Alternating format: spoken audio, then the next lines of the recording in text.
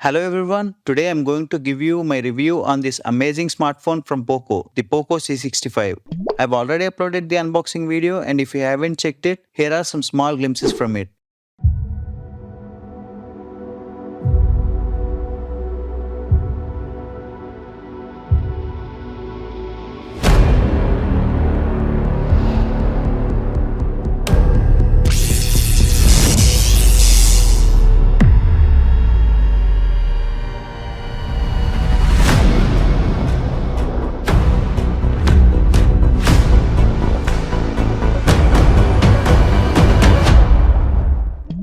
And be sure to check that video for more details about the unboxing. Coming back to the review, this phone is a newly launched device and before saying anything about it, I think this is a perfect daily driver. And you'll know why I said that at the end of the video. The phone is packed up with everything you need. Coming to its design, as you can see, it comes in a boxy shaped design with a 6.7-inch LCD display that can go up to 90Hz refresh rate. It can reach peak brightness up to 600 nits and except in the strong daylight, this screen can bring out visuals that are good enough to do every task easily.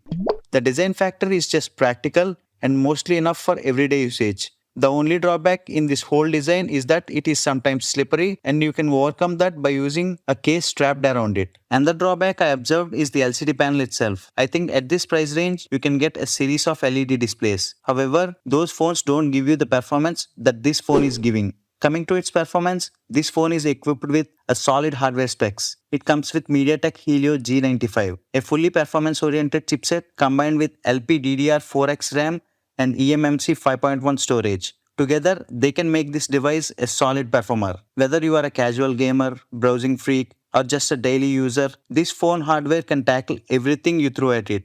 I think POCO gambled on raising its performance more than concentrating on its screen. I think it really paid off. It's just an out-and-out performer and there are no drawbacks in this section. Then comes the camera. This phone comes with a triple camera setup on the back with 50 megapixel wide-angle lens, 2 megapixel macro and a 0.08 megapixel auxiliary lens.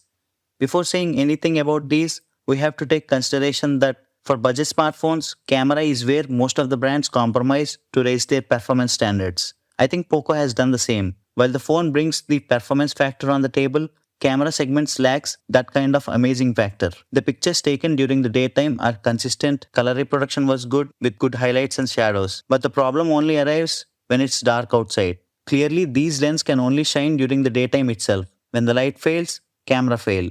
But if we only consider the daytime shots itself, this is a champ. The details are perfect, razor sharp, and the image has a subtle grain that keeps the picture lifelike. HDR is just there, but I haven't saw any improvement due to it. Even the video performance is up to the mark when it comes to daylight recording. However, not so much when the light fails. Overall, this is just a usable camera. And at this price segment, I think we can't complain about it.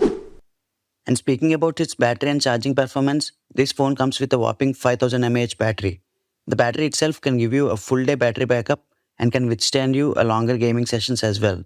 I fully charged this device and went out for my work and even played a 1 hour long gaming session of FC24. This phone has survived throughout the day. Battery prowess is where this phone has impressed me a lot. However, charging will let you down. Although it supports 18-watt charging capacity, the brick that you are getting in the box is only 10 watts. With that, it is taking a significant amount of time to fill this 5000 mAh battery. However, once filled, you are good to go. I can guarantee you that it's an all-day battery. You have to get that 18-watt charging brick separately and it's totally worth it. And the thing that I liked about POCO smartphones is that unlike other brands, POCO didn't ditch the traditional 3.5mm jack. C65 also has that, and as for the audio quality, it is quite satisfactory. I've been using F5 since a year and I really liked its audio quality. And unlike F5, C65 does not comes with these powerful audio add-ons like Dolby Atmos or Dolby Vision. But somehow, C65 has managed to reach the loudness of F5. This phone was loud enough, however, it lacked that punchiness and clarity of F5.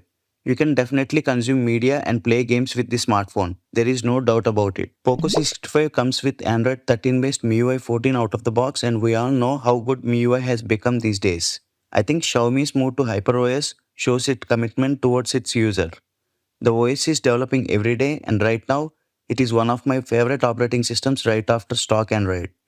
I don't know if C65 will get HyperOS or not, but the MIUI in this is quite enough, I guess. It is clean, responsive, and the cherry on top, a big battery saver when you optimize it correctly. So overall, this phone has got everything you need. A practical design, amazing performance, bigger battery, nice audio, and a usable camera. So overall, I think these are enough to call it an amazing daily driver. So that's it for now, and a big shout out to POCO community for giving me this opportunity to review this smartphone. And subscribe and follow me on POCO community for more reviews.